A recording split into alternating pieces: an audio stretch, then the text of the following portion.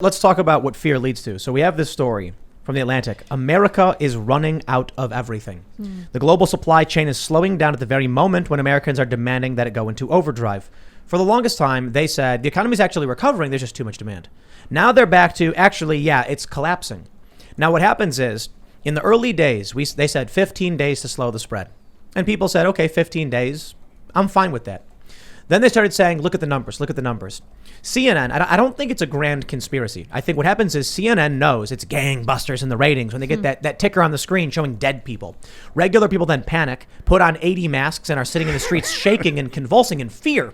They then demand their politicians. The Democrats then say this is an excellent opportunity to ram through our agenda. Yep. So it becomes this endless spiral that results in now nearly 2 years of economic collapse, and there's no food to eat. I mean, there's food to eat, but it's expensive. I went to the store today. We got our I've been talking about this for a while because we go grocery shopping periodically. Our shopping cart was about 3/4 full, $700. Wow. I looked at the final bill. It was like $680 something. And I was just like, what the? And we have meat, cheese, we got strawberries. And I'm like, we didn't fill this cart. I asked the woman, our food price is going up. And she just looks at me and she goes, they are way up. And this is because people are trapped in a spiral of fear. They're so terrified. There was this poll that went around asking Democrats and Republicans what % of people with COVID are hospitalized. Republicans correctly answered it's between 1% and 5%. The Democrats thought it was 40 or some ridiculously high number. Why? They watch CNN. So I'll tell you, when you say what happens before a total breakdown or revolution, people don't eat. The system is failing them. They don't feel secure in their health. You've got a pandemic. They don't feel secure in their homes. The eviction moratorium's canceled. They can't work and they don't have food to eat. Mm-hmm. The economy is shut down. This, I believe, is first and foremost a fault of the media, who was willing to lie, cheat, and steal to drum up their ratings because they've been dying. For the past several years, we heard it from Shane Smith, the CEO of Vice, back in 2014. He said there will be a bloodbath in digital. He was talking about how media was going to be on fire. And it was coming soon. We then started seeing the ratings collapse, and we still do, of all of these big networks. But then Trump came along, pumped some lifeblood in the system for a little bit. Now that he's out and the ratings are collapsing once again, they are desperate. What do they got? Put that big old death number on the screen because it'll shock people and get us ratings. But those scared people vote for authoritarians and despots who then choke out the system, causing a further collapse. It is a downward death spiral, and we're trapped in it. Well said. Yeah, I mean, I was talking about this earlier today. I mean, I think we're at war. And this is, I don't say that lightly, and I've always been this person that's super optimistic. But when I look at what the landscape is and the tactics and procedures that I've seen in other countries, you've got mass confusion through propaganda, misinformation, disinformation. You've got the economy and the supply chain being destroyed on purpose by these people. I mean, they went after all the small businesses this last year where you see banks, you see corporations, and you see politicians making out like bandits. But anybody who's not in that upper echelon, they're getting screwed. You've got the ramp up of government assistance because things are failing and people need to eat. They need to clothe themselves. You see the mandates for medical tyranny happen in Germany. You've got the creation of food shortages in a place where food is abundant. I mean, everybody's seen the damn Dunkin' Donuts video, right? Where we're just throwing out trays and trays of donuts, right? Not that donuts are going to be, your staple, but we throw out food, and that's a great problem to have in a country. You also have the instigation of riots. You have the sowing of hate and discontent. You have the silencing of dissent. These have already happened in America. What you're missing is the removal of assistance or the centralization of assistance where you say, hey, listen, we can't take care of you out there anymore. You're going to have to come here into this camp. It's I know far-fetched idea. And but look at you see what's happening in Australia, right? Yeah, they're building camps. Well, now we have a story from the Daily Beast that said fascist anti-vaccine mandate rioters caused, outbreak of COVID. Yeah. And I said that's what they were going to do next. I said they built the camps and they say it's just for the people who are traveling. Yeah. Then you're going to see protests over the draconian mandate. And then they're going to say, oh, no, they caused a super spreader event. for their own good, they'll need to be quarantined. I have the article here actually lined up as you were talking about it, and the article is titled, quote, "Fascist Anti-Vax Riot Sparks COVID Outbreak in Australia with Rupert Murdoch's Help." Yeah! I mean, talking about just living And the in ghost of another the dead plane cock of brother. reality.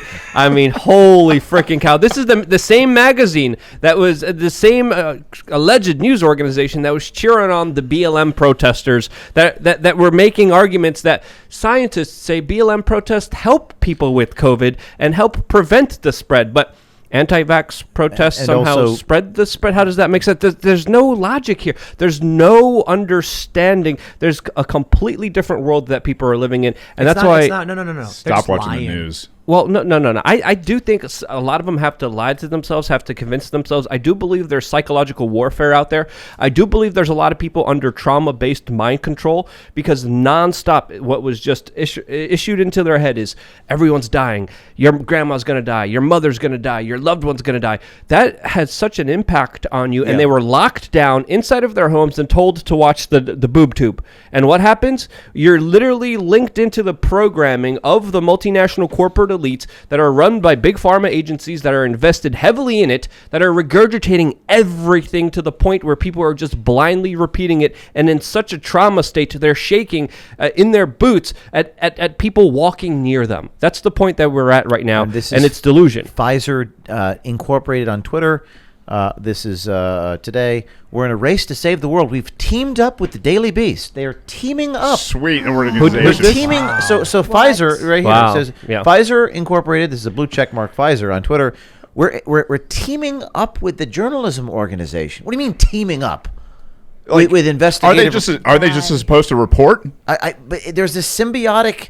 Massive multinational pharmaceutical joins forces with journalists. I mean, In quotation marks. But like, it's all about the fear. Yeah. It's all about the fear. And like, I in some small way, like when we got the Pfizer scientist on Monday saying, "Oh, you don't need our vaccine if you've had COVID.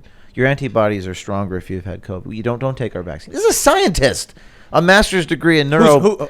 I'll add, I was shocked to find how wrong the Pfizer scientist was, as we all know, right? That Pfizer scientist certainly was giving the incorrect stated opinions. Well, there were three of them saying the same thing. It's Now, weird. now that means those three scientists who are clearly wrong should not be working for Pfizer. I mean, the editorial guidelines of YouTube are clear. And this is how you keep your stuff up on YouTube. Well, look, if the scientists said we're not saying it, they can say whatever they want. But that's the joke. I see. Yeah. Yes. The joke is, if YouTube is saying, you can't say certain things about the vaccine that literally the scientists believe, then how can you have a mainstream narrative asserted by YouTube that the scientists at Pfizer, at least three of them, don't even agree with? Clearly, then, they must be wrong, I guess, right? I've said this repeatedly. My colleagues were in the room with me. I was with Laura Logan in Texas. She said something that really struck me. She said that we are at the gates of Auschwitz right now. The gates of Auschwitz. And she said the coup has already occurred. Yep. You said it eloquently. Luke did. You did. Tim. I mean, everyone did it. And the only thing that's preventing the gates from opening, the proverbial Auschwitz, the modern day version of that, whatever that looks like, like the Tom Cruise movie Oblivion, where he goes up in the spaceship and the world is controlled by this monolithic. Who knows what that looks like? But she said the only thing that's stopping us from entering the gates is we, the people, because there are so many good people out there. I guess I see it so much because I get so many DMs and emails, like thousands and thousands and thousands of people are so pissed off. And this is America. I mean, this is not these other places in the past. Right. This is America, and I think when people are pressed against the wall, I just feel like they're just not going to take it.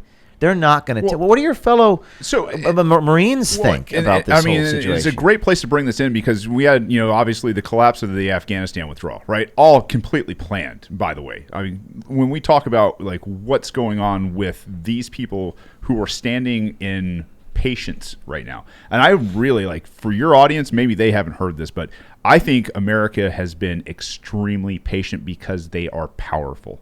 And you can be quiet and powerful, and you can stand in power and not sit there and say, hey, listen, we have to do something violent. We have to be, we don't have to be, peaceful. Like we We are a peaceful people. 99.9% of people go about their everyday life without hurting people, without robbing them, raping them, murdering, kidnapping, whatever. America and most people are extremely good, patient people. If they wanted to do something about this, it would be over in a blink of an eye, especially given the amount of combat-hardened veterans that we have in this country.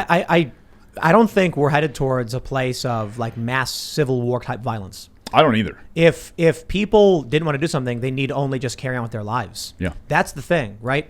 If Texas is upset with New York, they don't agree with each other, and Texas just says, we're going to do our thing, you do yours, what's the issue? Why would anyone complain? So right now, I think the big issue is, so there was a story I keep harping on about 10 violations issued in New York City over the business vaccine mandates. 10 out of how many thousands, tens of thousands, hundreds of thousands of businesses? Yeah. They have no real ability to enforce this. They issued warnings, several thousand warnings over not having signs in their stores. But the reality is, if people in New York just said, I don't care, there would be no vaccine mandate. Well, and I'll tell you, I've started this thing called the Helios Initiative. And at first it was, I'm going to talk to anybody and everybody in the liberty space that's running for governor. And then it translated into, well, hey, listen, we're a post-constitutional republic now. We're acting through executive fiat and orders and everything else. We have the judicial that's backing them up, and we have a spineless, relegated Congress and legislative branch. How do we sit here and say, hey, listen, at the local level, how do we change this? Reach out and touch your elected sheriff, and reach out and touch your elected mayors who control the local police force. If you can do those two things, and I'm doing it locally in my county now, because one of my very good friends and my jiu-jitsu instructor was pulled over driving while black in a 2021 Lincoln Navigator, and there was nothing wrong with the car. It was a dealership hand me over so that they could work on his. And when this happened, I said, hey man, to the mayor and the chief of police, the chief of police ended up hanging up on me, and so I took it to the mayor.